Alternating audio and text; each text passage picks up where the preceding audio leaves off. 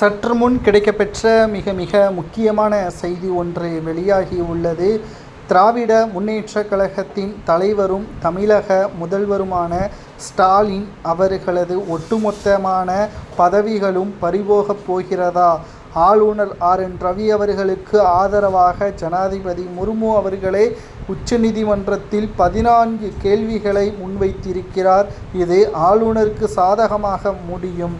ஆளுநர் கைவசம் இருந்த துணைவேந்தர்கள் நியமனம் தற்பொழுது முதல்வர் கைக்கு சென்றுவிட்டது. இது மிகப்பெரிய தவறு என்று ஆளுநர் RN ரவி அவர்களுக்கு ஆதரவாகவும் ஸ்டாலினுக்கு எதிராகவும் ஜனாதிபதி முர்மு அவர்கள் உச்சநீதிமன்றத்தில் கேள்விகளை முன்வைத்திருக்கிறார்.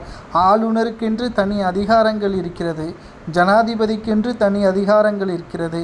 ஆனால் உச்சநீதிமன்றம் அதை நேரடியாக கவனத்தில் எடுத்துக்கொள்ளாமல் ஜனாதிபதியின் அதிகாரத்தை உச்சநீதிமன்றம் பெறுவது எப்படி சாத்தியம்? இதுவரை மசோதாக்களை யார் நியமனம் செய்து வைத்தார்? உச்சநீதிமன்றமா, ஜனாதிபதியா என்ற பல்வேறு கேள்விகளையும் ஜனாதிபதி உச்சநீதிமன்றத்திடம் கேட்டுள்ளார். அவர் கேட்டது சரிதான். ஏனென்றால் உச்சநீதிமன்றமானது தண்டனையை பற்றி விவாதம் செய்வதற்கும் இறுதி முடிவை தீர்ப்பை வழங்குவதற்கும் தான். ஆனால் ஜனாதிபதி சம்பந்தப்பட்ட முடிவு என்பது நாடாளுமன்றம் எடுக்கக்கூடிய முடிவாகத்தான் பார்க்கப்படும். நேரடியாக உச்சநீதிமன்றம் அதில் தலையிட முடியாது. ஸ்டாலின் வழக்கை பொறுத்தளவிற்கு உச்சநீதிமன்றம் தலையிட்டிருப்பதால் இந்த வழக்கானது மிகப்பெரிய அளவிலான மாற்றத்தை எதிர்கொள்ளக்கூடும் என்ற தகவல் தற்பொழுது கிடைக்கப்பெற்றுள்ளது. தேவைப்பட்டால் ஸ்டாலின் அமலாக்கத்துறை அதிகாரிகள் தமிழகத்தில் பல்வேறு அமைச்சர்களை தற்பொழுது விசாரணை வளையத்தில் வைத்திருக்கிறார்கள். இதை வைத்தே தமிழகத்தில் சட்ட ஒழுங்கு சரியில்லை என்று கூறி ஜனாதிபதி தமிழகத்தில் 356 சட்டத்தை அமல்படுத்தலாம். அப்படி அமல்படுத்தும் பட்சத்தில் திமுகவின் ஆட்சியே அது கலைக்கப்படலாம் என்ற தகவலும் தற்பொழுது வெளியாகியுள்ளது.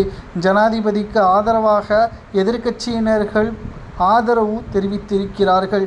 இதனால் ஜனாதிபதி ஆட்சி என்பது தமிழகத்தில் அமல்படுத்தலாமா என்பதை உங்களது கருத்துக்களையும், தமிழகத்தில் ஆளுநர் RN ரவி அவர்கள் கையெழுத்து போடாதது நிச்சயம் தவறுதான். அதை ஆளுநருக்கு எதிராகத்தான் தீர்ப்பை வழங்க வேண்டுமே தவிர ஜனாதிபதிக்கு எதிராக எப்படி தீர்ப்பை வழங்க முடியும் என்பதுதான் தற்பொழுது ஜனாதிபதி முர்மு அவர்கள் கேட்கப்பட்ட கேள்வி.